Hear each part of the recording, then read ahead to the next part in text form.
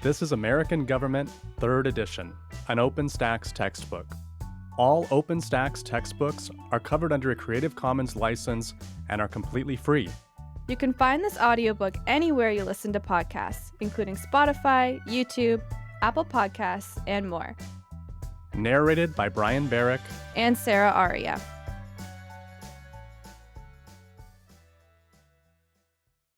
Chapter 10, Interest Groups and Lobbying.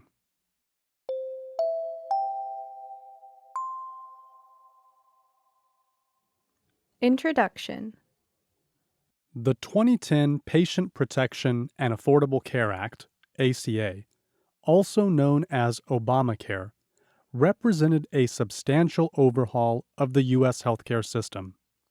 Given its potential impact, interest group representatives, or lobbyists, from the insurance industry, hospitals, medical device manufacturers, and organizations representing doctors, patients, and employers, all tried to influence what the law would look like and the way it would operate. Ordinary people took to the streets to voice their opinion. Some state governors sued to prevent a requirement in the law that their states expand Medicaid coverage.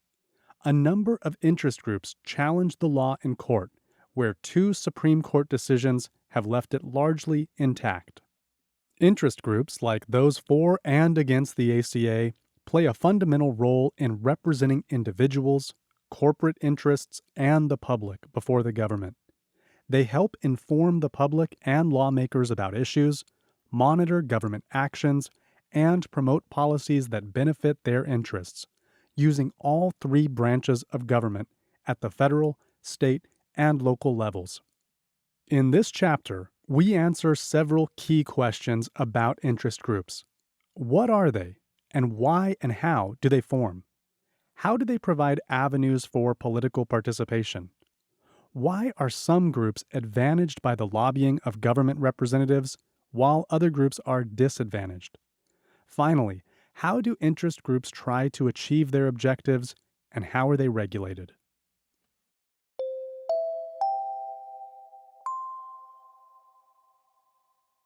(10.1) Interest groups defined. Learning objectives. By the end of this section, you will be able to explain how interest groups differ from political parties, evaluate the different types of interests and what they do, compare public and private interest groups. While the term interest group is not mentioned in the U.S. Constitution, the framers were aware that individuals would band together in an attempt to use government in their favor.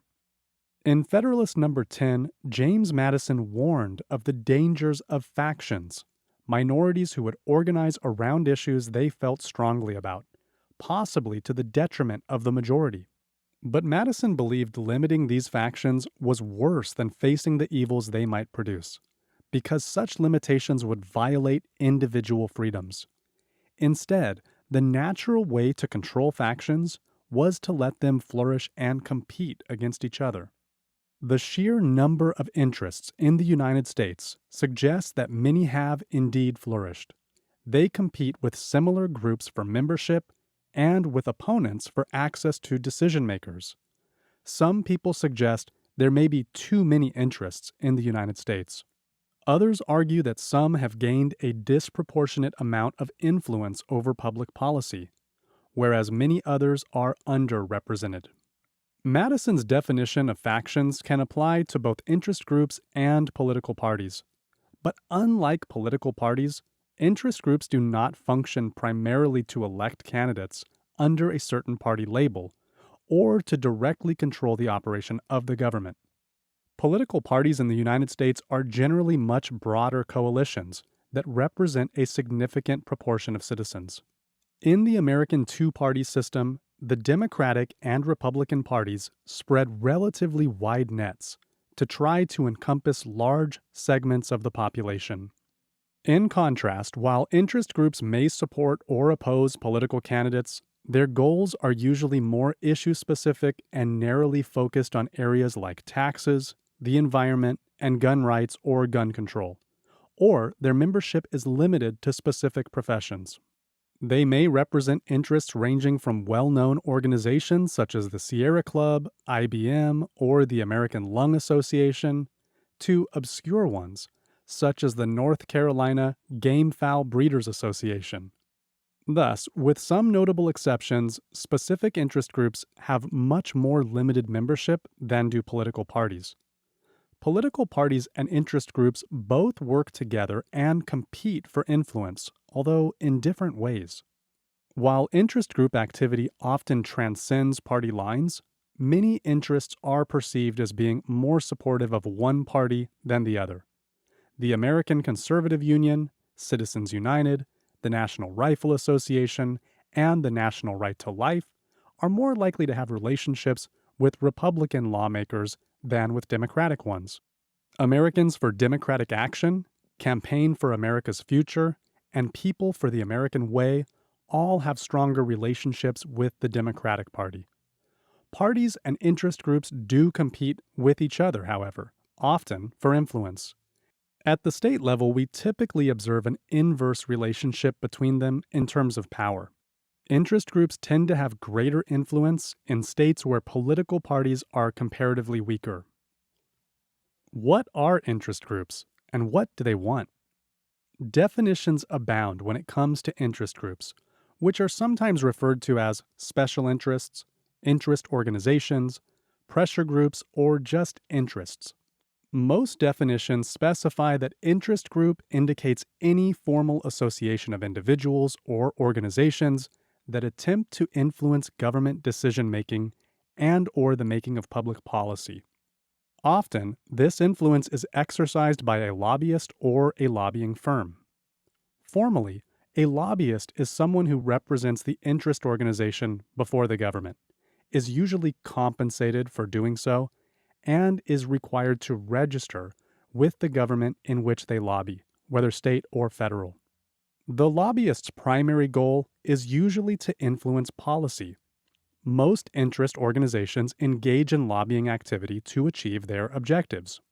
As you might expect, the interest hires a lobby, employs one internally, or has a member volunteer to lobby on its behalf. For present purposes, we might restrict our definition to the relatively broad one in the Lobbying Disclosure Act. This act requires the registration of lobbyists representing any interest group and devoting more than 20% of their time to it. Clients and lobbying firms must also register with the federal government based on similar requirements. Moreover, campaign finance laws require disclosure of campaign contributions given to political candidates by organizations. Lobbying is not limited to Washington, D.C., however, and many interests lobby there, as well as in one or more states. Each state has its own laws describing which individuals and entities must register. So, the definitions of lobbyists and interests, and what lobbying is and who must register to do it, also vary from state to state. Therefore, while a citizen contacting a lawmaker to discuss an issue is generally not viewed as lobbying, an organization that devotes a certain amount of time and resources to contacting lawmakers may be classified as lobbying, depending on local, state, and federal law. Largely for this reason, there is no comprehensive list of all interest groups to tell us how many there are in the United States.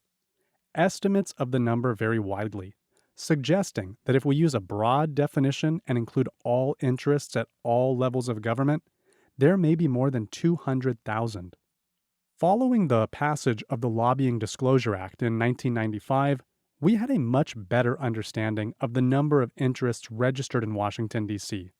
However, it was not until several years later that we had a complete count and categorization of the interests registered in each of the 50 states. Political scientists have categorized interest groups in a number of ways. First, interest groups may take the form of membership organizations, which individuals join voluntarily and to which they usually pay dues. Membership groups often consist of people who have common issues or concerns, or who want to be with others who share their views. The National Rifle Association, NRA, is a membership group consisting of members who promote gun rights. For those who advocate greater regulation of access to firearms, such as background checks to gun purchases, the Brady United Against Gun Violence is a membership organization that weighs in on the other side of the issue. Interest groups may also form to represent companies, corporate organizations, and governments. These groups do not have individual members, but rather are offshoots of corporate or governmental entities with a compelling interest to be represented in front of one or more branches of the government. Verizon and Coca-Cola will register to lobby in order to influence policy in a way that benefits them. These corporations will either have one or more in-house lobbyists who work for one interest group or firm and represent their organization in a lobbying capacity, and or will hire a contract lobbyist, individuals who work for firms that represent a multitude of clients, and are often hired because of their resources and their ability to contact and lobby lawmakers to represent them before the legislature. Governments such as municipalities and executive departments such as the Department of Education register to lobby in an effort to maximize their share of budgets or increase their level of autonomy. These government institutions are represented by a legislative liaison, whose job is to present issues to decision makers. For example, a state university usually employs a lobbyist, legislative liaison, or government affairs person to represent its interest before the legislature. This includes lobbying for a given university's share of the budget or for its continued autonomy from lawmakers and other state-level officials who may attempt to play a greater oversight role. In 2015, 13 states had their higher education budgets cut from the previous year, and nearly all states have seen some cuts to higher education funding since the recession began in 2008. In 2015, as in many states, universities and community colleges in Mississippi lobbied the legislature over pending budget cuts. These examples highlight the need for universities and state university systems to have representation before the legislature. On the federal level, universities may lobby for research funds from government departments. For example, the Departments of Defense and Homeland Security may be willing to fund scientific research that might better enable them to defend the nation. Interest groups also include associations, which are typically groups of institutions that join with others, often within the same trade or industry, trade associations, and have similar concerns. The American Beverage Association includes Coca-Cola, Red Bull North America, Rockstar, and Kraft Foods.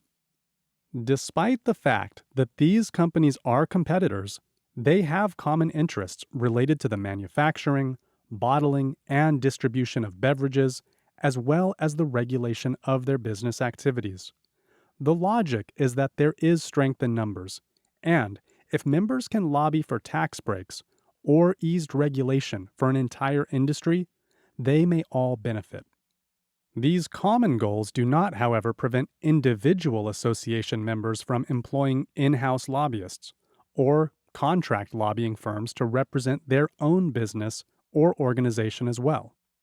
Indeed, many members of associations are competitors who also seek representation individually before the legislature. Finally, sometimes individuals volunteer to represent an organization.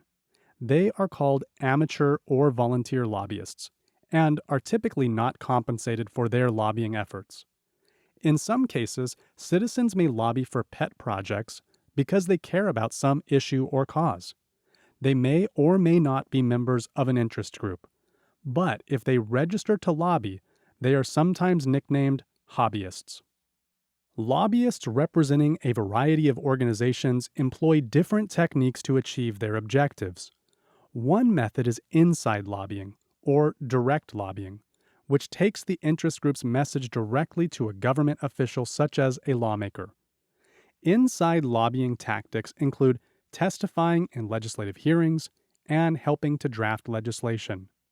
Numerous surveys of lobbyists have confirmed that the vast majority rely on these inside strategies.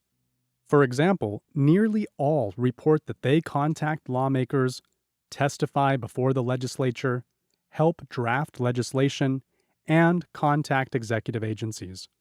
Trying to influence government appointments or providing favors to members of government are somewhat less common insider tactics. Many lobbyists also use outside lobbying or indirect lobbying tactics, whereby the interest attempts to get its message out to the public. These tactics include issuing press releases, placing stories and articles in the media, entering coalitions with other groups, and contacting interest group members, hoping that they will individually pressure lawmakers to support or oppose legislation. An environmental interest group like the Sierra Club, for example, might issue a press release or encourage its members to contact their representatives in Congress about legislation of concern to the group. It might also use outside tactics if there is a potential threat to the environment and the group wants to raise awareness among its members and the public. Members of Congress are likely to pay attention when many constituents contact them about an issue or proposed bill. Many interest groups, including the Sierra Club, will use a combination of inside and outside tactics in their lobbying efforts, choosing whatever strategy is most likely to help them achieve their goals. The primary goal of most interests, no matter their lobbying approach, is to influence decision makers and public policies. For example, National Right to Life, an anti-abortion interest group, lobbies to encourage government to enact laws that restrict abortion access, while Naral Pro-Choice America lobbies to promote the right of women to have safe choices about abortion. Environmental interests like the Sierra Club lobby for laws designed to protect natural resources and minimize the use of pollutants. On the other hand, some interests lobby to reduce regulations that an organization might view as burdensome. Air and water quality regulations designed to improve or protect the environment may be viewed as onerous by industries that pollute as a byproduct of their production or manufacturing process. Other interests lobby for budgetary allocations. The farm lobby, for example, pressures Congress to secure new farm subsidies or maintain existing ones. Farm subsidies are given to some farmers because they grow certain crops, and to other farmers so they will not grow certain crops. As expected, any bill that might attempt to alter these subsidies raises the antennae of many agricultural interests. Interest group functions. While influencing policy is the primary goal, interest groups also monitor government activity, serve as a means of political participation for members, and provide information to the public and to lawmakers. According to the National Conference of State Legislatures, 36 states have laws requiring that voters provide identification at the polls. A civil rights group like the National Association for the Advancement of Colored People, NAACP, will keep track of proposed voter identification bills in state legislatures that might have an effect on voting rights. This organization will contact lawmakers to voice approval or disapproval of proposed legislation, inside lobbying, and encourage group members to take action by either donating money to it or contacting lawmakers about the proposed bill, outside lobbying. Thus, a member of the organization or a citizen concerned about voting rights need not be an expert on the legislative process or the technical or legal details of a proposed bill to be informed about potential threats to voting rights. Other interest groups function in similar ways. For example, the NRA monitors attempts by state legislatures to tighten gun control laws. Interest groups facilitate political participation in a number of ways.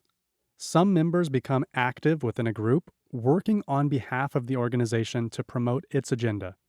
Some interests work to increase membership, inform the public about issues the group deems important, or organize rallies and promote get-out-the-vote efforts. Sometimes groups will utilize events to mobilize existing members or encourage new members to join.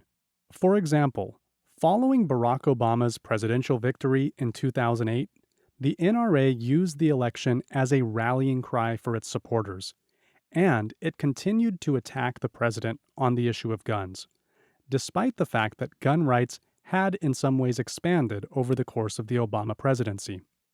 Interest groups also organize letter writing campaigns, stage protests, and sometimes hold fundraisers for their cause or even for political campaigns.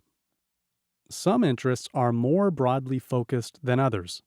AARP, formerly the American Association of Retired Persons, has approximately 38 million members and advocates for individuals 50 and over on a variety of issues, including healthcare, insurance, employment, financial security, and consumer protection.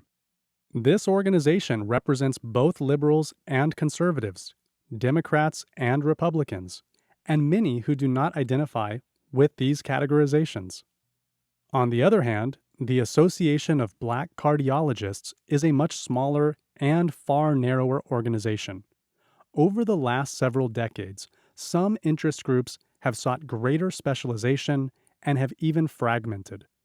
As you may imagine, the Association of Black Cardiologists is more specialized than the American Medical Association, which tries to represent all physicians regardless of race or specialty. Public versus private interest groups. Interest groups and organizations represent both private and public interests in the United States. Private interests usually seek particularized benefits from government that favor either a single interest or a narrow set of interests. For example, corporations and political institutions may lobby government for tax exemptions, fewer regulations, or favorable laws that benefit individual companies or an industry more generally. Their goal is to promote private goods. Private goods are items individuals can own, including corporate profits. An automobile is a private good. When you purchase it, you receive ownership. Wealthy individuals are more likely to accumulate private goods, and they can sometimes obtain private goods from governments, such as tax benefits, government subsidies, or government contracts. On the other hand, public interest groups attempt to promote public or collective goods. Such collective goods are benefits, tangible or intangible, that help most or all citizens. These goods are often produced collectively, and because they may not be profitable, and everyone may not agree on what public goods are best for society, they are often underfunded, and thus will be underproduced unless there is government involvement. The Tennessee Valley Authority, a government corporation, provides electricity in some places where it is not profitable for private firms to do so. Other examples of collective goods are public safety, highway safety, public education, and environmental protection. With some exceptions, if an environmental interest promotes clean air or water, most or all citizens are able to enjoy the result. So, if the Sierra Club encourages Congress to pass legislation that improves national air quality, citizens receive the benefit regardless of whether they are members of the organization or even support the legislation. Many environmental groups are public interest groups that lobby for and raise awareness of issues that affect large segments of the population. As the clean air example earlier suggests, collective goods are generally non-excludable, meaning all or most people are entitled to the public good and cannot be prevented from enjoying it. Furthermore, collective goods are generally not subject to crowding, so that even as the population increases, people still have access to the entire public good. Thus, the military does not protect citizens only in Texas and Maryland, while neglecting those in New York and Idaho, but instead it provides the collective good of national defense equally to citizens in all states. As another example, even as more cars use a public roadway, under most circumstances, additional drivers still have the option of using the same road. High occupancy vehicle lanes may restrict some lanes of a highway for drivers who do not carpool.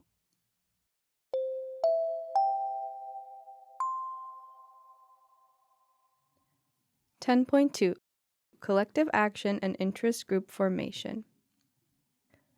Learning objectives.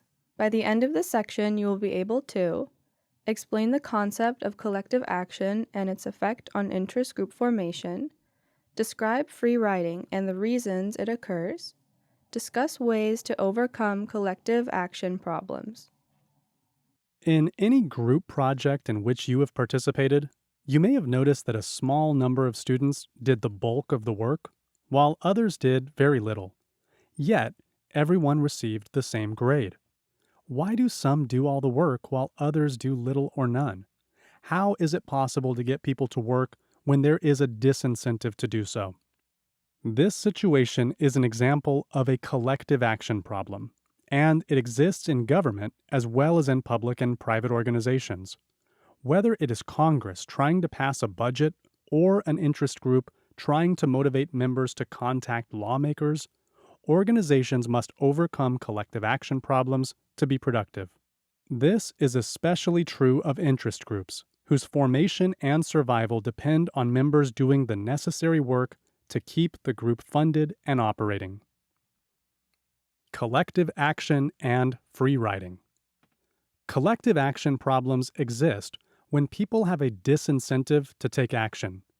In his classic work, The Logic of Collective Action, economist Menker Olson discussed the conditions under which collective action problems would exist, and he noted that they were prevalent among organized interests. People tend not to act when the perceived benefit is insufficient to justify the costs associated with engaging in the action. Many citizens may have concerns about the appropriate level of taxation, gun control, or environmental protection, but these concerns are not necessarily strong enough for them to become politically active. In fact, most people take no action on most issues, either because they do not feel strongly enough or because their action will likely have little bearing on whether a given policy is adopted. Thus, there is a disincentive to call your member of Congress, because rarely will a single phone call sway a politician on an issue. Why do some students elect to do little on a group project? The answer is that they likely prefer to do something else and realize they can receive the same grade as the rest of the group without contributing to the effort. This result is often termed the free rider problem, because some individuals can receive benefits, get a free ride, without helping to bear the cost. When National Public Radio, NPR, engages in a fundraising effort to help maintain the station, many listeners will not contribute. Since it is unlikely that any one listener's donation will be decisive in whether NPR has adequate funding to continue to operate, most listeners will not contribute to the costs, but instead will free ride and continue to receive the benefits of listening. Collective action problems and free riding occur in many other situations as well. If union membership is optional, and all workers will receive a salary increase regardless of whether they make the time and money commitment to join, some workers may free ride. The benefits sought by unions, such as higher wages, collective bargaining rights, and safer working conditions, are often enjoyed by all workers regardless of whether they are members. Therefore, free riders can receive the benefit of the pay increase without helping defray the cost by paying dues, attending meetings or rallies, or joining protests. If free riding is so prevalent, why are there so many interest groups, and why is interest group membership so high in the United States? One reason is that free riding can be overcome in a variety of ways. Olson argued, for instance, that some groups are better able than others to surmount collective action problems. They can sometimes maintain themselves by obtaining financial support from patrons outside the group. Groups with financial resources have an advantage in mobilizing in that they can offer incentives or hire a lobbyist. Smaller, well-organized groups also have an advantage. For one thing, opinions within smaller groups may be more similar, making it easier to reach consensus. It is also more difficult for members to free ride in a smaller group. In comparison, larger groups have a greater number of individuals and therefore more viewpoints to consider, making consensus more difficult. It may also be easier to free ride because it is less obvious in a large group when any single person does not contribute. However, if people do not lobby for their own interests, they may find that they are ignored, especially if smaller but more active groups with interests opposed to theirs lobby on behalf of themselves. Even though the United States is a democracy, policy is often made to suit the interests of the few instead of the needs of the many. Group leaders also play an important role in overcoming collective action problems. For instance, political scientist Robert Salisbury suggests that group leaders will offer incentives to induce activity among individuals. Some offer material incentives, which are tangible benefits of joining a group. AARP, for example, offers discounts on hotel accommodations and insurance rates for its members, while dues are very low, so they can actually save money by joining. Group leaders may also offer solidary incentives, which provide the benefit of joining with others who have the same concerns or are similar in other ways. Some scholars suggest that people are naturally drawn to others with similar concerns. The NAACP is a civil rights group concerned with promoting equality and eliminating discrimination based on race, and members may join to associate with others who have dealt with issues of inequality. Similarly, purposive incentives focus on the issues or causes promoted by the group. Someone concerned about protecting individual rights might join a group like the American Civil Liberties Union, ACLU, because it supports the liberties guaranteed in the U.S. Constitution, even the free expression of unpopular views. Members of the ACLU sometimes find the messages of those they defend, including Nazis and the Ku Klux Klan, deplorable, but they argue that the principle of protecting civil liberties is critical to U.S. democracy. In many ways, the organization's stance is analogous to James Madison's defense of factions mentioned earlier in this chapter. A commitment to protecting rights and liberties can serve as an incentive in overcoming collective action problems, because members or potential members care enough about the issues to join or participate. Thus, interest groups and their leadership will use whatever incentives they have at their disposal to overcome collective action problems and mobilize their members. Finally, sometimes collective action problems are overcome because there is little choice about whether to join an organization. For example, some organizations may require membership in order to participate in a profession. To practice law, individuals may be required to join the American Bar Association or a state bar association. In the past, union membership could be required of workers, particularly in urban areas controlled by party machines, consisting of a combination of parties, elected representatives, and interest groups. Disturbance theory and collective action. In addition to the factors discussed above that can help overcome collective action problems, external events can sometimes help mobilize groups and potential members.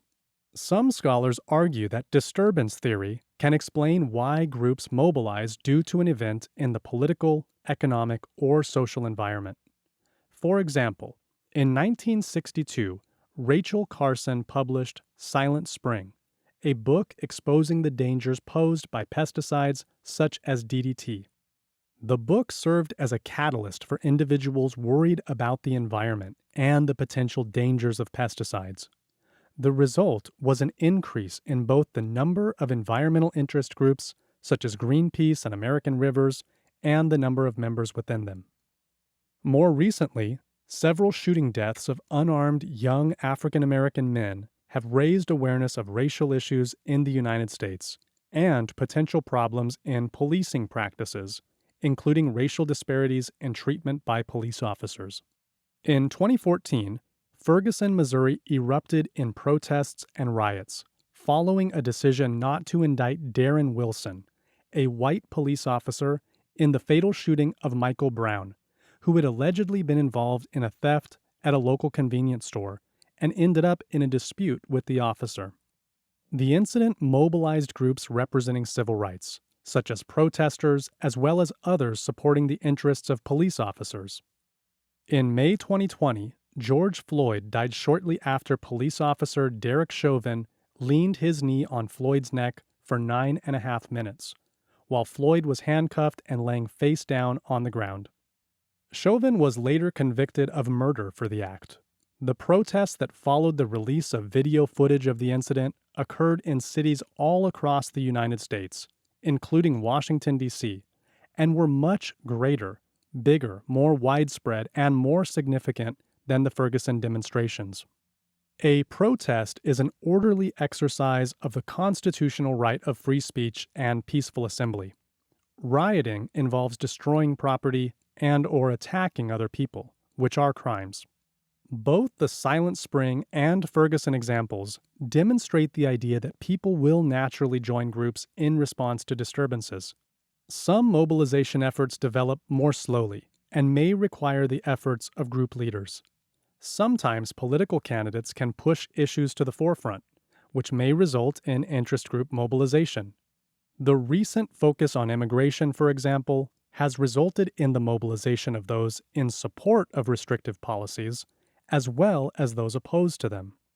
Rather than being a single disturbance, debate about immigration policy has ebbed and flowed in recent years, creating what might best be described as a series of minor disturbances. When, during his presidential candidacy, Donald Trump made controversial statements about immigrants, many rallied both for and against him. Finding a middle ground. Student activism and apathy. Student behavior is somewhat paradoxical when it comes to political participation. On one hand, students have been very active on college campuses at various times over the past half-century. Many became politically active in the 1960s as part of the civil rights movement, with some joining campus groups that promoted civil rights, while others supported groups that opposed these rights. In the late 1960s and early 1970s, college campuses were very active in opposition to the Vietnam War. More recently, in 2015, students at the University of Missouri protested against the university system president, who was accused of not taking racial issues at the university seriously. The student protests were supported by civil rights groups like the NAACP, and their efforts culminated in the president's resignation. In April 2021, hundreds of students, faculty, and staff gathered at the University of Richmond to protest the names of two campus buildings, one named after an enslaver and one after a segregationist. Yet at the same time, students participate by voting and joining groups at lower rates than members of other age cohorts. Why is it the case that students can play such an important role in facilitating political change in some cases, while at the same time they are typically less active than other demographic groups? Are there groups on campus that represent issues important to you? If not, find out what you could do to start such a group.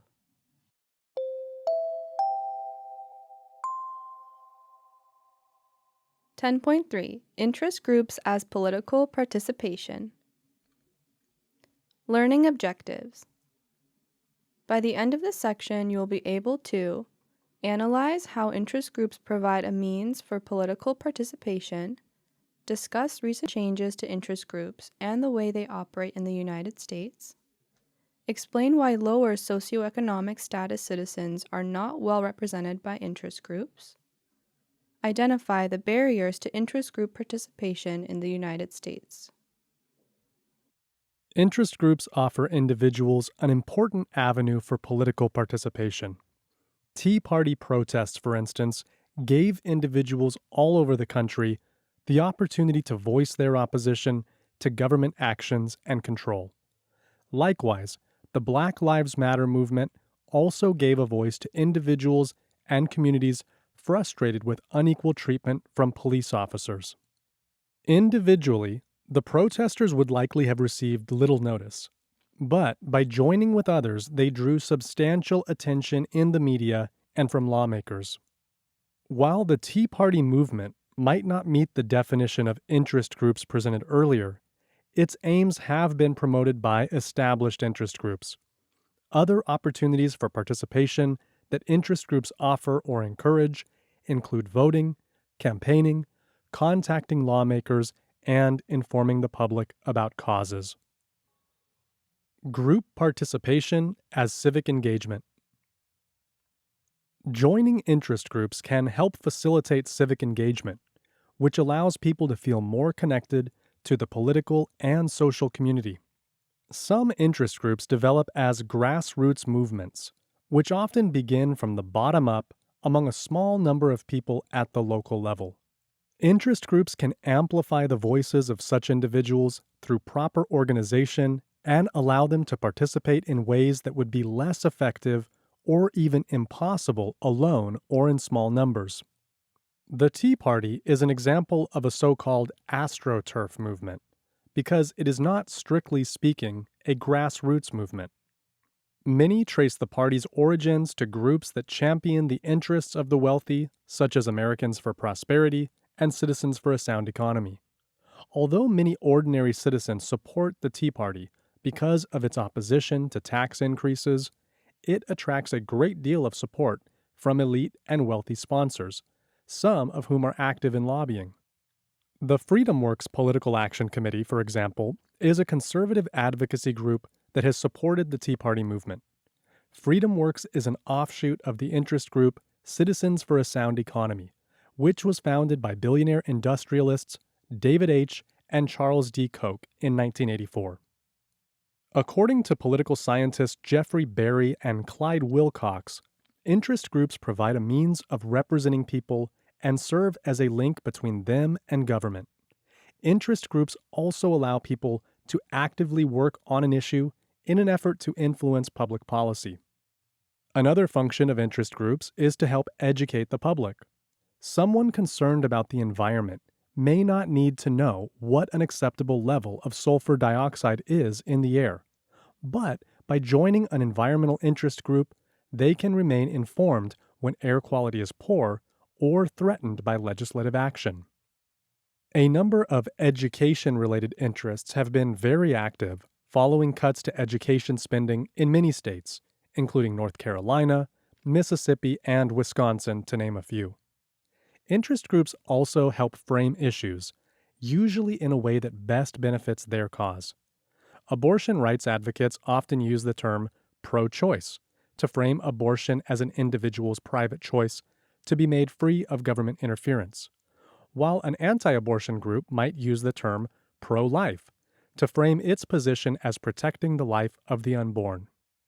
Pro-life groups often label their opponents as pro-abortion rather than pro-choice, a distinction that can affect the way the public perceives the issue. Similarly, scientists and others who believe that human activity has had a negative effect on the Earth's temperature and weather patterns attribute such phenomena as the increasing frequency and severity of storms to climate change. Industrialists and their supporters refer to alterations in the Earth's climate as global warming. Those who dispute that such a change is taking place can thus point to blizzards and low temperatures as evidence that the Earth is not becoming warmer. Interest groups also try to get issues on the government agenda and to monitor a variety of government programs. Following the passage of the ACA, numerous interest groups have been monitoring the implementation of the law, hoping to use successes and failures to justify their positions for and against the legislation. Those opposed have utilized the court system to try to alter or eliminate the law, or have lobbied executive agencies or departments that have a role in the law's implementation. Similarly, teachers' unions, parent-teacher organizations, and other education-related interests monitored initial implementation and ongoing operations of the No Child Left Behind Act, NCLB, promoted and signed into law by President George W. Bush in 2002. That law was replaced in 2015 with the Every Student Succeeds Act, due in part to continual lobbying by teacher unions who tired of the stronger federal role that NCLB necessitated. Interest groups have increasingly utilized digital means to have attention paid to their causes. Perhaps most piercing in effect over recent years is the use of so-called hashtag activism. The hashtag is a visible part of life on Twitter, and key hashtags have induced press coverage and press taglines. The most visible such use was likely the Me Too movement, which snowballed quickly as famous woman after famous woman confirmed that they too had faced harassment. Milestone. Interest groups as a response to riots. The LGBTQ, lesbian, gay, bisexual, transgender, and queer or questioning movement owes a great deal to the gay rights movement of the 1960s and 1970s, and in particular to the 1969 riots at the Stonewall Inn in New York's Greenwich Village. These were a series of confrontational responses to a police raid on the bar and regular police harassment, humiliation, and abuse of LGBTQ people.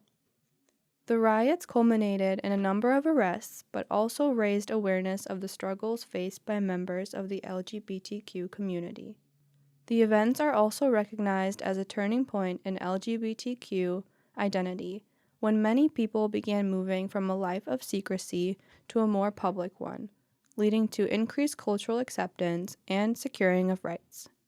The Stonewall Inn has recently been granted landmark status by New York City's Landmarks Preservation Commission. The Castro District in San Francisco, California, was also home to a significant LGBTQ community during the same time period. In 1978, the community was shocked when Harvey Milk, a gay local activist and sitting member of San Francisco's Board of Supervisors, was assassinated by a former city supervisor due to political differences. This resulted in protests in San Francisco and other cities across the country, and the mobilization of interests concerned about gay and lesbian rights. Today, advocacy interest organizations like the Human Rights Campaign are at the forefront in supporting members of the LGBTQ community and popularizing a number of relevant issues. They played an active role in the effort to legalize same-sex marriage in individual states and later nationwide. Now that same-sex marriage is legal, these organizations and others are dealing with issues related to continuing discrimination against members of this community. One current debate centers around whether an individual's religious freedom allows that individual to deny services to members of the LGBTQ community. This question reached a fever pitch over discussions about restroom facilities for transgender individuals. The Department of Labor's Occupational Safety and Health Administration, OSHA, recommends best practices for restroom access for transgender workers, indicating that all employees should have access to bathroom facilities that correspond to their gender identity. What do you feel are lingering issues for the LGBTQ community? What approaches could you take to help increase attention and support for gay, lesbian, bisexual, and transgender rights? Do you think someone's religious beliefs should allow them the freedom to discriminate against members of the LGBTQ community? Why or why not? Trends in public interest group formation and activity. A number of changes in interest groups have taken place over the last 3 or 4 decades in the United States. The most significant change is the tremendous increase in both the number and type of groups. Political scientists often examine the diversity of registered groups, in part to determine how well they reflect the variety of interests in society. Some areas may be dominated by certain industries, while others may reflect a multitude of interests. Some interests appear to have increased at greater rates than others.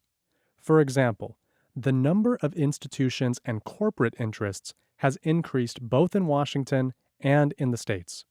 Telecommunication companies like Verizon and AT&T will lobby Congress for laws beneficial to their businesses, but they also target the states because state legislatures make laws that can benefit or harm their activities. There has also been an increase in the number of public interest groups that represent the public as opposed to economic interests. USPIRG is a public interest group that represents the public on issues including public health, the environment, and consumer protection. What are the reasons for the increase in the number of interest groups? In some cases, it simply reflects new interests in society. 40 years ago, stem cell research was not an issue on the government agenda. But as science and technology advanced, its techniques and possibilities became known to the media and the public, and a number of interests began lobbying for and against this type of research. Medical research firms and medical associations will lobby in favor of greater spending and increased research on stem cell research, while some religious organizations and anti-abortion groups will oppose it. As societal attitudes change and new issues develop, and as the public becomes aware of them, we can expect to see the rise of interests addressing them. The devolution of power also explains some of the increase in the number and type of interests, at least at the state level. As power and responsibility shifted to state governments in the 1980s, the states began to handle responsibilities that had been under the jurisdiction of the federal government. A number of federal welfare programs, for example, are generally administered at the state level. This means interests might be better served targeting their lobbying efforts in Albany, Raleigh, Austin, or Sacramento, rather than only in Washington, D.C. As the states have become more active in more policy areas, they have become prime targets for interests wanting to influence policy in their favor. We have also seen increased specialization by some interests and even fragmentation of existing interests. While the American Medical Association may take a stand on stem cell research, the issue is not critical to the everyday activities of many of its members. On the other hand, stem cell research is highly salient to members of the American Neurological Association, an interest organization that represents academic neurologists and neuroscientists. Accordingly, different interests represent the more specialized needs of different specialties within the medical community. But fragmentation can occur when a large interest like this has diverging needs. Such was also the case when several unions split from the AFL-CIO, American Federation of Labor Congress of Industrial Organizations, the nation's largest federation of unions, in 2005. Improved technology and the development of social media have made it easier for smaller groups to form and to attract and communicate with members. The use of the internet to raise money has also made it possible for even small groups to receive funding. None of this suggests that an unlimited number of interests can exist in society. The size of the economy has a bearing on the number of interests, but only up to a certain point, after which the number increases at a declining rate. As we will see, the limit on the number of interests depends on the available resources and levels of competition. Over the last few decades, we have also witnessed an increase in professionalization in lobbying and in the sophistication of lobbying techniques. This was not always the case, because lobbying was not considered a serious profession in the mid-20th century.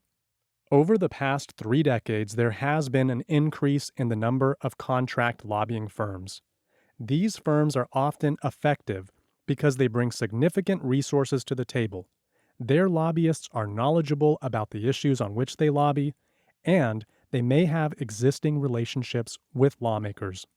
In fact, relationships between lobbyists and legislators are often ongoing, and these are critical if lobbyists want access to lawmakers.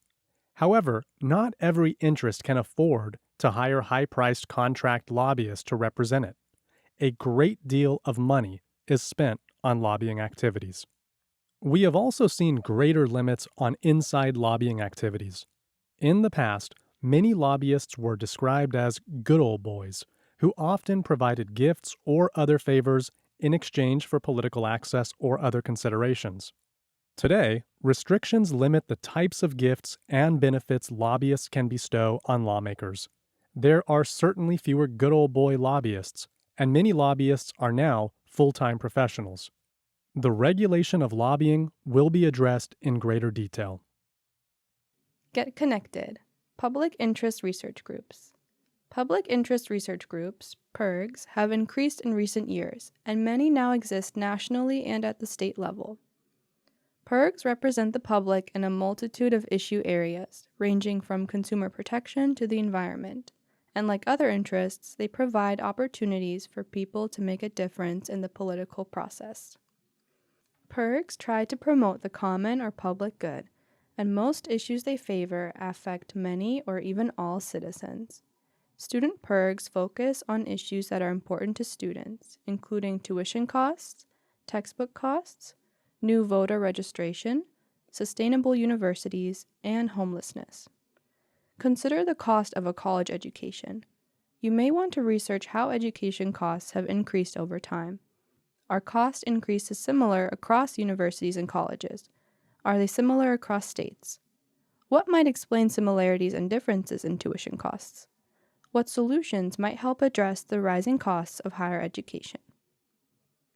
How can you get involved in the drive for affordable college education?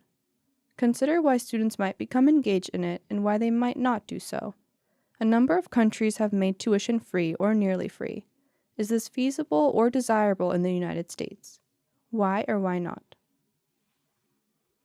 How representative is the interest group system? Participation in the United States has never been equal. Wealth and education, components of socioeconomic status, are strong predictors of political engagement. We already discussed how wealth can help overcome collective action problems, but lack of wealth also serves as a barrier to participation more generally. These types of barriers pose challenges, making it less likely for some groups than others to participate. Some institutions, including large corporations, are more likely to participate in the political process than others, simply because they have tremendous resources. And with these resources, they can write a check to a political campaign or hire a lobbyist to represent their organization. Writing a check and hiring a lobbyist are unlikely options for a disadvantaged group. Individually, people living in poverty may not have the same opportunities to join groups. They may work 2 jobs to make ends meet and lack the free time necessary to participate in politics. Further, there are often financial barriers to participation. For someone who punches a time clock, spending time with political groups may be costly, and paying dues may be a hardship. Certainly, the poor are unable to hire expensive lobbying firms to represent them. Structural barriers like voter identification laws may also disproportionately affect people with low socioeconomic status, although the effects of these laws may not be fully understood for some time. The poor may also have low levels of efficacy, which refers to the conviction that you can make a difference or that government cares about you and your views. People with low levels of efficacy are less likely to participate in politics, including voting and joining interest groups. Therefore, they are often underrepresented in the political arena. People in certain racial and ethnic populations may also participate less often than the majority population. Although when we control for wealth and education levels, we see fewer differences in participation rates.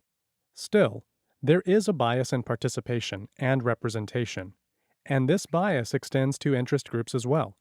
For example, when fast food workers across the United States went on strike to demand an increase in their wages, they could do little more than take to the streets bearing signs.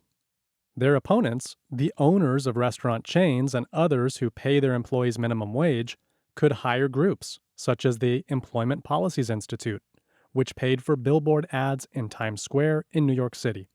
The billboards implied that raising the minimum wage was an insult to people who worked hard and discouraged people from getting an education to better their lives. Finally, people do not often participate because they lack the political skill to do so, or believe that it is impossible to influence government actions.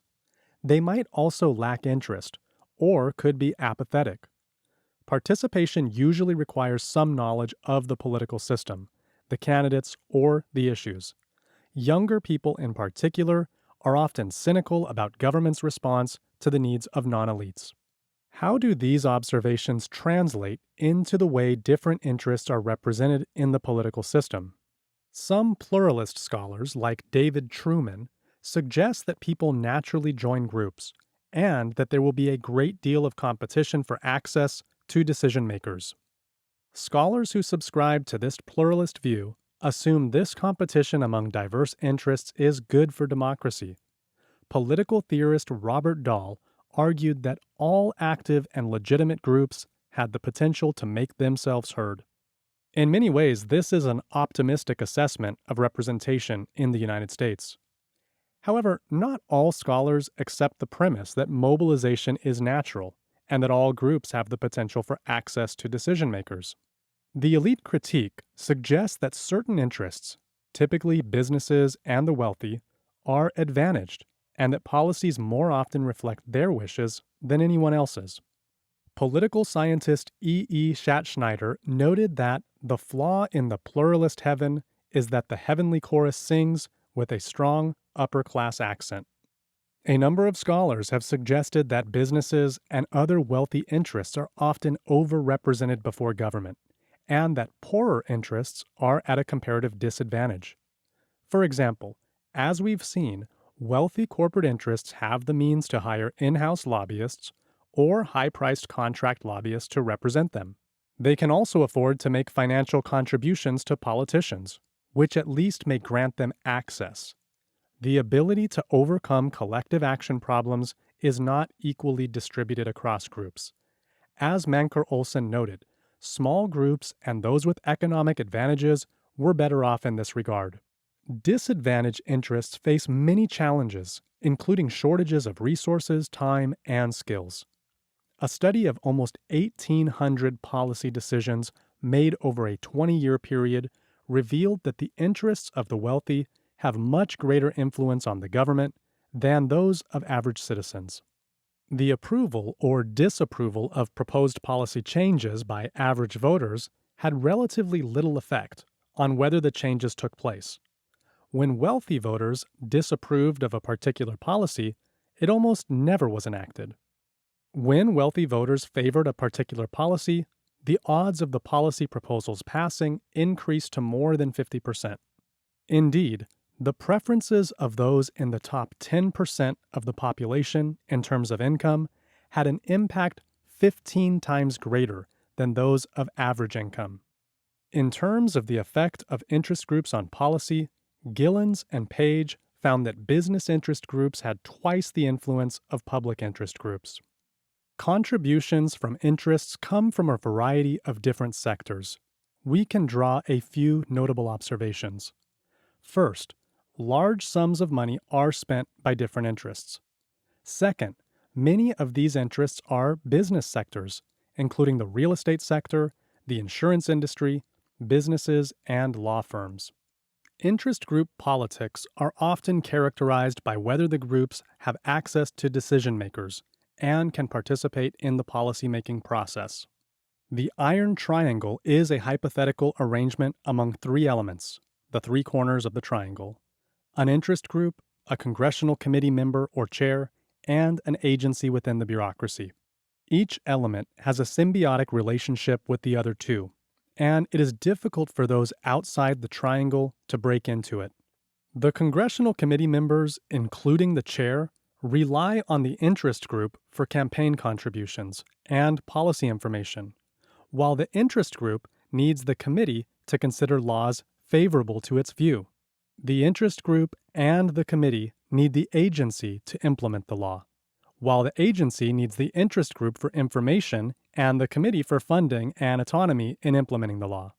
An alternate explanation of the arrangement of duties carried out in a given policy area by interest groups, legislators, and agency bureaucrats is that these actors are the experts in that given policy area. Hence, perhaps they are the ones most qualified to process policy in the given area. Some view the iron triangle idea as outdated.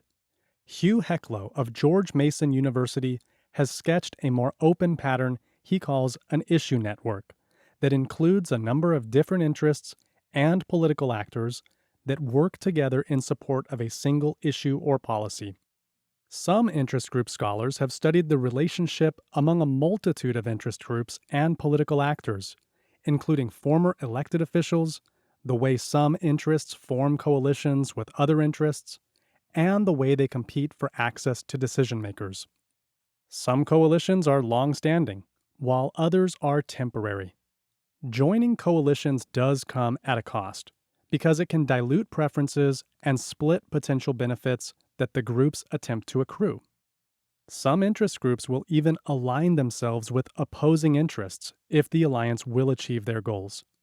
For example, left-leaning groups might oppose a state lottery system because it disproportionately hurts the poor, who participate in this form of gambling at higher rates, while right-leaning groups might oppose it because they view gambling as a sinful activity.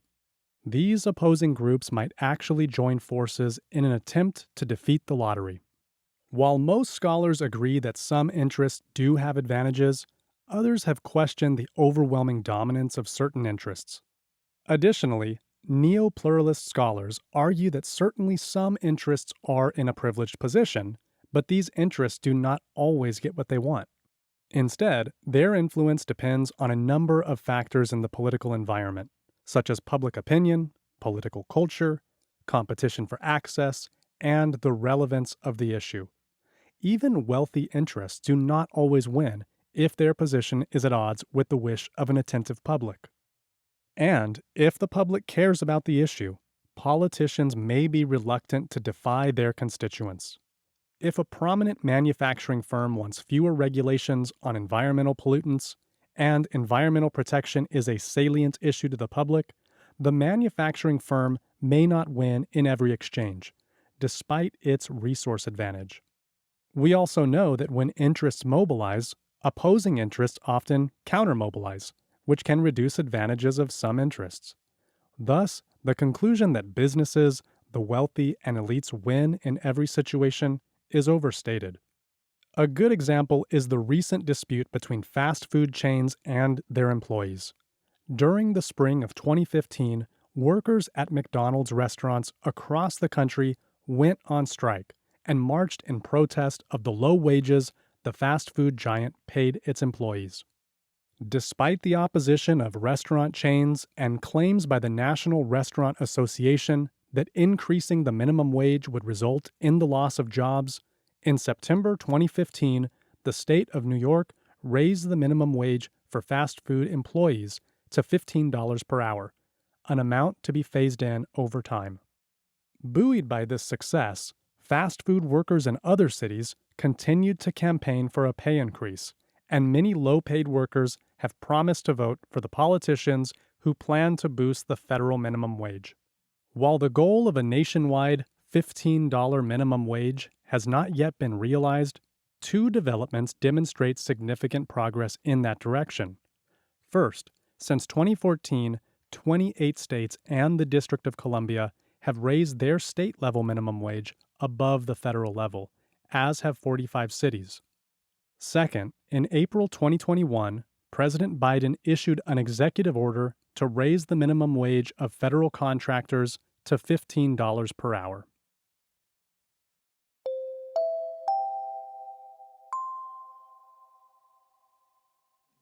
(10.4) Pathways of Interest Group Influence. Learning objectives. By the end of this section, you will be able to describe how interest groups influence the government through elections, explain how interest groups influence the government through the governance processes. Many people criticize the huge amounts of money spent in politics. Some argue that interest groups have too much influence on who wins elections, while others suggest influence is also problematic when interests try to sway politicians in office. There is little doubt that interest groups often try to achieve their objectives by influencing elections and politicians, but discovering whether they have succeeded in changing minds is actually challenging because they tend to support those who already agree with them. Influence in elections. Interest groups support candidates who are sympathetic to their views in hopes of gaining access to them once they are in office. For example, an organization like the NRA will back candidates who support Second Amendment rights. Both the NRA and the Brady United Against Violence, an interest group that favors background checks for firearm purchases, have grading systems that evaluate candidates and states based on their records of supporting these organizations. To garner the support of the NRA, candidates must receive an A+ rating for the group. In much the same way, Americans for Democratic Action, a liberal interest group, and the American Conservative Union, a conservative interest group, both rate politicians based on their voting records on issues these organizations view as important. These ratings, and those of many other groups, are useful for interests and the public in deciding which candidates to support and which to oppose. Incumbents have electoral advantages in terms of name recognition, experience, and fundraising abilities, and they often receive support because interest groups want access to the candidate who is likely to win. Some interest groups will offer support to the challenger, particularly if the challenger better aligns with the interest's views or the incumbent is vulnerable.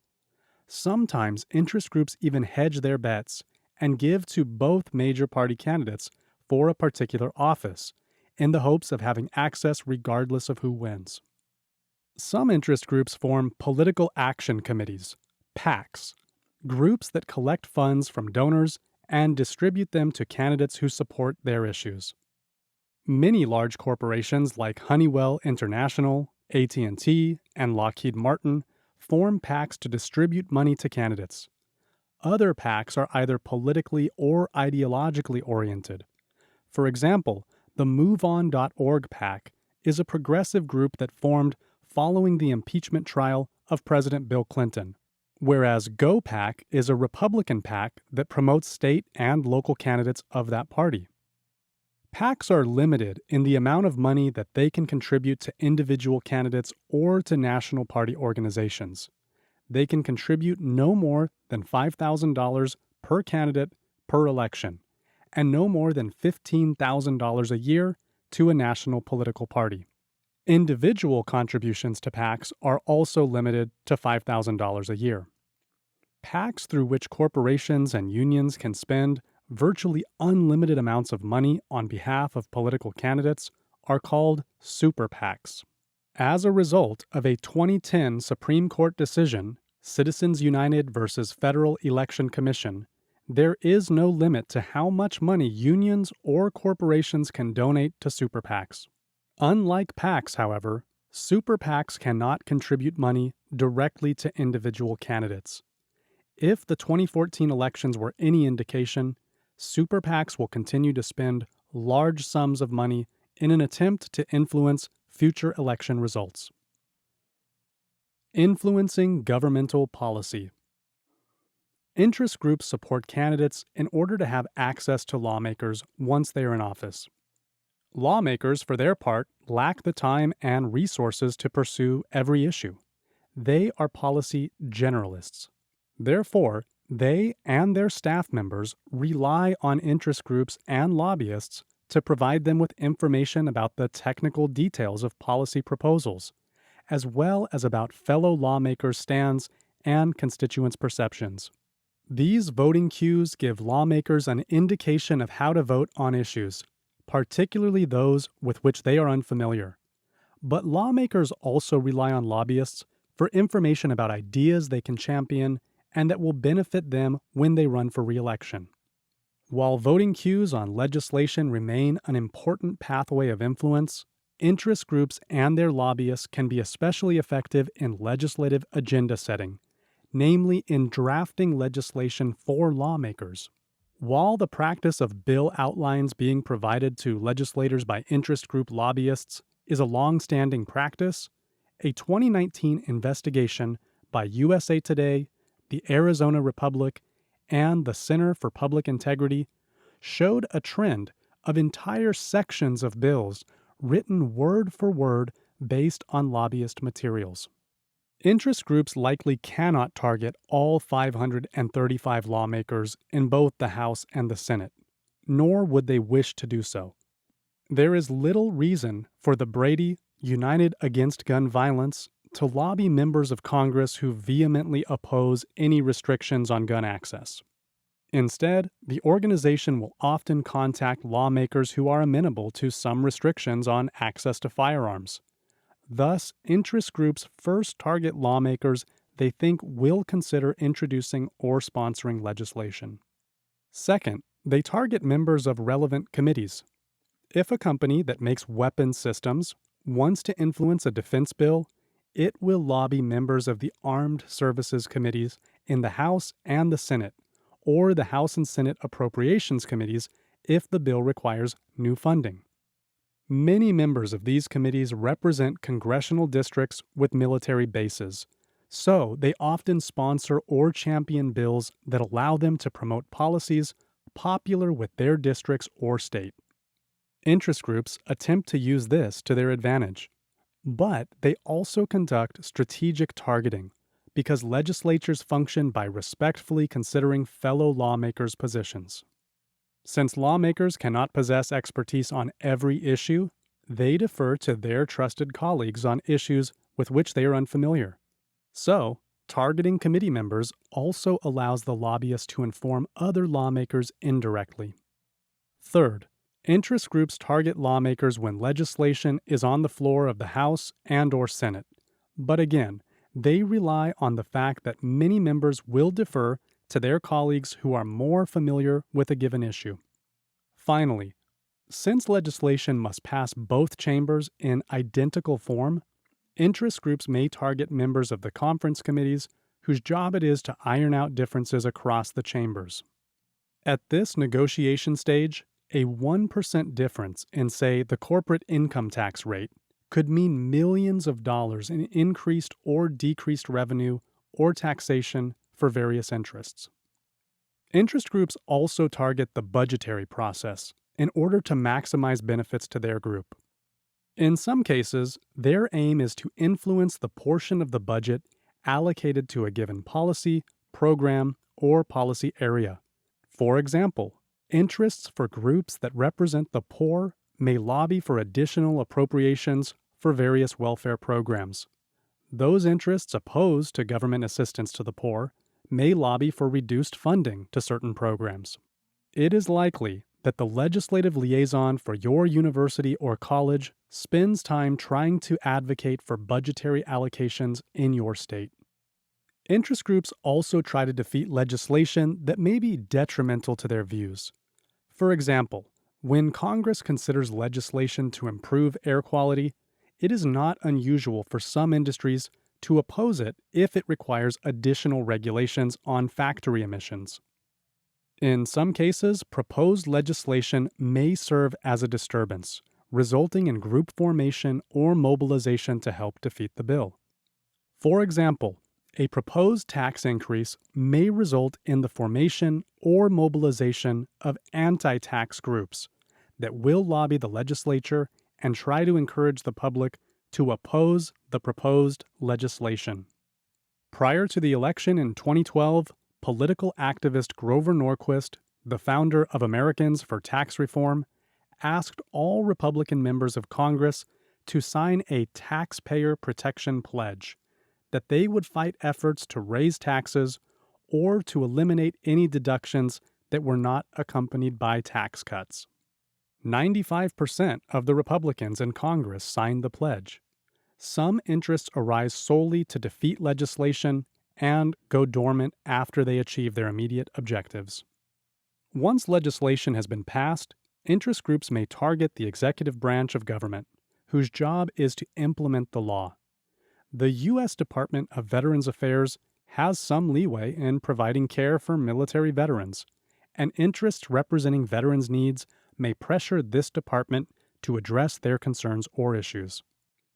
Other entities within the executive branch, like the Securities and Exchange Commission, which maintains and regulates financial markets, are not designed to be responsive to the interests they regulate, because to make such a response would be a conflict of interest. Interest groups may lobby the executive branch on executive, judicial, and other appointments that require Senate confirmation. As a result, interest group members may be appointed to positions in which they can influence proposed regulation of the industry of which they are a part. In addition to lobbying the legislative and executive branches of government, many interest groups also lobby the judicial branch. Lobbying the judiciary takes two forms, the first of which was mentioned earlier. This is lobbying the executive branch about judicial appointments the president makes, and lobbying the Senate to confirm these appointments. The second form of lobbying consists of filing amicus briefs, which are also known as friend of the court briefs. These documents present legal arguments stating why a given court should take a case and or why a court should rule a certain way. In Obergefell v. Hodges, 2015, the Supreme Court case that legalized same-sex marriage nationwide, numerous interest groups filed amicus briefs. For example, the Human Rights Campaign filed a brief arguing that the 14th Amendment's due process and equal protection clauses required that same-sex couples be afforded the same rights to marry as opposite-sex couples. In a 5-4 decision, the U.S. Supreme Court agreed. Measuring the effect of interest groups' influence is somewhat difficult because lobbyists support lawmakers who would likely have supported them in the first place. Thus, National Right to Life, an anti-abortion interest group, does not generally lobby lawmakers who favor abortion rights. Instead, it supports lawmakers and candidates who have professed pro-life positions. While some scholars note that lobbyists sometimes try to influence those on the fence or even their enemies, most of the time they support like-minded individuals. Thus, contributions are unlikely to sway lawmakers to change their views. What they do buy is access, including time with lawmakers. The problem for those trying to assess whether interest groups influence lawmakers, then, is that we are uncertain what would happen in the absence of interest group contributions. For example, we can only speculate what the ACA might have looked like had lobbyists from a host of interests not lobbied on the issue.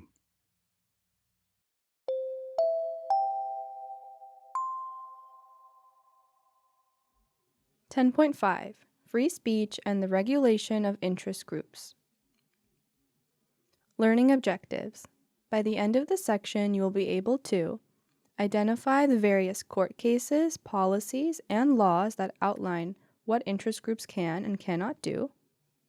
Evaluate the arguments for and against whether contributions are a form of freedom of speech. How are lobbying and interest group activity regulated? As we noted earlier in the chapter, James Madison viewed factions as a necessary evil and thought preventing people from joining together would be worse than any ills groups might cause. The First Amendment guarantees, among other things, freedom of speech, petition, and assembly. However, people have different views on how far this freedom extends. For example, should freedom of speech as afforded to individuals in the U.S. Constitution also apply to corporations and unions? To what extent can and should government restrict the activities of lobbyists and lawmakers, limiting who may lobby and how they may do it? Interest groups and free speech. Most people would agree that interest groups have a right under the Constitution to promote a particular point of view. What people do not necessarily agree upon, however, is the extent to which certain interest group and lobbying activities are protected under the First Amendment.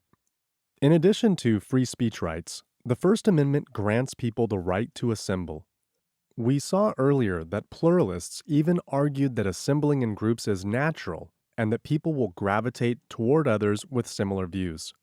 Most people acknowledge the right of others to assemble, to voice unpopular positions, but this was not always the case. At various times, groups representing racial and religious minorities, communists, and members of the LGBTQ community have had their First Amendment rights to speech and assembly curtailed. And, as noted earlier, organizations like the ACLU support free speech rights regardless of whether the speech is popular. Today, the debate about interest groups often revolves around whether the First Amendment protects the rights of individuals and groups to give money, and whether government can regulate the use of this money. In 1971, the Federal Election Campaign Act was passed, setting limits on how much presidential and vice presidential candidates and their families could donate to their own campaigns. The law also allowed corporations and unions to form PACs and require public disclosure of campaign contributions and their sources. In 1974, The act was amended in an attempt to limit the amount of money spent on congressional campaigns. The amended law banned the transfer of union, corporate, and trade association money to parties for distribution to campaigns. In Buckley v. Vallejo, 1976, the Supreme Court upheld Congress's right to regulate elections by restricting contributions to campaigns and candidates. However, at the same time, it overturned restrictions on expenditures by candidates and their families, as well as total expenditures by campaigns. In 1979, an exemption was granted to get out the vote and grassroots voter registration drives, creating what has become known as the soft money loophole. Soft money was a way in which interests could spend money on behalf of candidates without being restricted by federal law. To close this loophole, Senators John McCain and Russell Feingold sponsored the Bipartisan Campaign Reform Act in 2002 to ban parties from collecting and distributing unregulated money. Some continued to argue that campaign expenditures are a form of speech, a position with which two recent Supreme Court decisions are consistent. The Citizens United versus Federal Election Commission and the McCutcheon versus Federal Election Commission cases opened the door for a substantially greater flow of money into elections. Citizens United overturned the soft money ban of the Bipartisan Campaign Reform Act and allowed corporations and unions to spend unlimited amounts of money on elections. Essentially, the Supreme Court argued in a 5-4 decision that these entities had free speech rights, much like individuals, and that free speech included campaign spending. The McCutcheon decision further extended spending allowances based on the First Amendment by striking down aggregate contribution limits. These limits put caps on the total contributions allowed, and some say have contributed to a subsequent increase in groups and lobbying activities. Insider perspective: the Koch brothers. Beginning in the 1980s, conservative billionaires Charles and David Koch became increasingly active in U.S. elections. Until David's death in August 2019, the brothers together ran Koch Industries, a multinational corporation that manufactures and produces a number of products including paper, plastics, petroleum-based products, and chemicals. In the 2012 election, the Koch brothers and their affiliates spent nearly $400 million supporting Republican candidates. Many people have suggested that this spending helped put many Republicans in office. The Kochs and their related organizations plan to raise and spend nearly $900 million on the 2016 elections. However, Koch Industries' spending in that cycle amounted to only $11.4 million.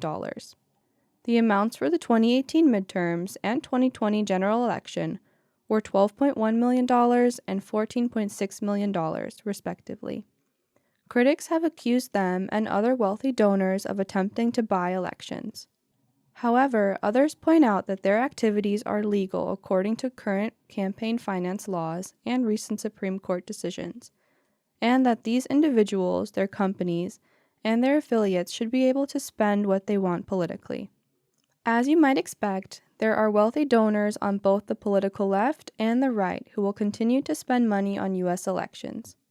Some critics have called for a constitutional amendment restricting spending that would overturn recent Supreme Court decisions. Do you agree, as some have argued, that the Constitution protects the ability to donate unlimited amounts of money to political candidates as a First Amendment right? Is spending money a form of exercising free speech? If so, does a PAC have this right? Why or why not? Regulating lobbying and interest group activity.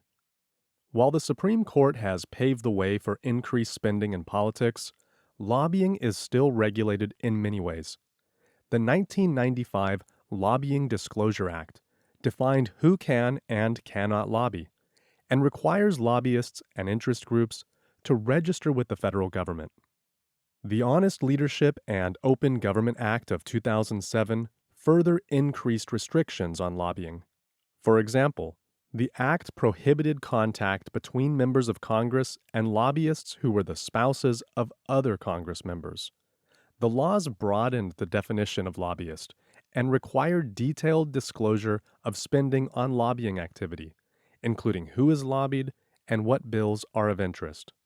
In addition, President Biden's Executive Order 13989 broadened regulations on federal employees by prohibiting appointees in the executive branch from accepting gifts from lobbyists, by requiring them to sign an ethics pledge, and lessens the revolving door by disallowing lobbying for 2 years after they leave the administration. The states also have their own registration requirements, with some defining lobbying broadly and others more narrowly. Second, the federal and state governments prohibit certain activities like providing gifts to lawmakers and compensating lobbyists with commissions for successful lobbying. Many activities are prohibited to prevent accusations of vote buying or currying favor with lawmakers. Some states, for example, have strict limits on how much money lobbyists can spend on lobbying lawmakers, or on the value of gifts lawmakers can accept from lobbyists. According to the Honest Leadership and Open Government Act, lobbyists must certify that they have not violated the law regarding gift giving, and the penalty for knowingly violating the law increased from a fine of $50,000 to one of $200,000. Also, revolving door laws also prevent lawmakers from lobbying government immediately after leaving public office.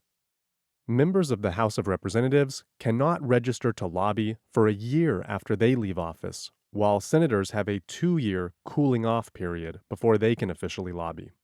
Former cabinet secretaries must wait the same period of time after leaving their positions before lobbying the department of which they had been the head. These laws are designed to restrict former lawmakers from using their connections in government to give them an advantage when lobbying. Still, many former lawmakers do become lobbyists, including former Senate Majority Leader Trent Lott and former House Minority Leader Richard Gephardt. Third, governments require varying levels of disclosure about the amount of money spent on lobbying efforts. The logic here is that lawmakers will think twice about accepting money from controversial donors. The other advantage to disclosure requirements is that they promote transparency. Many have argued that the public has a right to know where candidates get their money. Candidates may be reluctant to accept contributions from donors affiliated with unpopular interests, such as hate groups. This was one of the key purposes of the Lobbying Disclosure Act and comparable laws at the state level. Finally, there are penalties for violating the law. Lobbyists and, in some cases, government officials can be fined, banned from lobbying, or even sentenced to prison.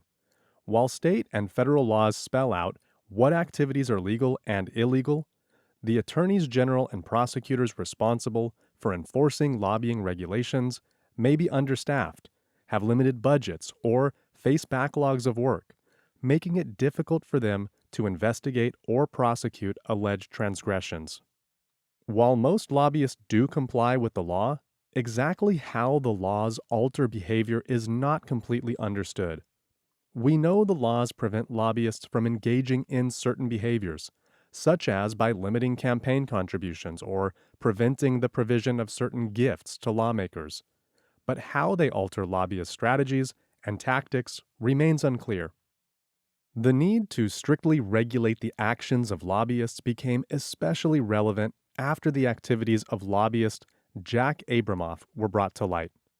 A prominent lobbyist with ties to many of the Republican members of Congress, Abramoff used funds provided by his clients to fund re-election campaigns, pay for trips, and hire the spouses of members of Congress. Between 1994 and 2001, Abramoff, who then worked as a lobbyist for a prominent law firm, paid for 85 members of Congress to travel to the Northern Mariana Islands, a U.S. territory in the Pacific. The territory's government was a client of the firm for which he worked. At the time, Abramoff was lobbying Congress to exempt the Northern Mariana Islands from paying the federal minimum wage and to allow the territory to continue to operate sweatshops in which people worked in deplorable conditions. In 2000, while representing Native American casino interests who sought to defeat anti-gambling legislation, Abramoff paid for a trip to Scotland for Tom DeLay, the majority whip in the House of Representatives, and an aide. Shortly thereafter, DeLay helped to defeat anti-gambling legislation in the House. He also hired DeLay's wife, Christine, to research the favorite charity of each member of Congress and paid her $115,000 for her efforts. In 2008, Jack Abramoff was sentenced to 4 years in prison for tax evasion, fraud, and corruption of public officials. He was released early in December 2010. Lobbying of U.S. government institutions by interest groups takes place across a variety of branches and at many levels of government. Furthermore, attempts at influence through lobbying take place on topics of domestic policy as well as foreign policy. In the latter area, as U.S. institutions take up U.S. policies that may affect people in other countries, it is not surprising that we see lobbying of the U.S. government by representatives of these foreign interests. These individuals face the same requirements as domestic lobbyists under the Lobby Disclosure Act. Moreover, they are required to register as foreign agents under the Foreign Agents Registration Act. Despite these requirements, some have raised concerns about the dangers of foreign influence, as enforcement of these disclosure requirements can be tough. Others argue that freedom of speech and assembly applies to all, not just to U.S. citizens. This has been American Government 3rd Edition, an OpenStax textbook. All OpenStax textbooks are covered under a Creative Commons license and are completely free. For more details, visit openstax.org. The music is Take Me Higher by Jazzar, which is also covered under Creative Commons license. His website is betterwithmusic.com. We want to give special thanks to CC ECHO, the California Consortium for Equitable Change in Hispanic-Serving Institutions, Open Educational Resources, for providing the funding for this project. You can learn more about CC ECHO by visiting hancockcollege.edu/ccECHO. If you would like to contact us, please email audiobook@fastmail.com. Thank you for listening and for sharing this recording with a colleague or friend.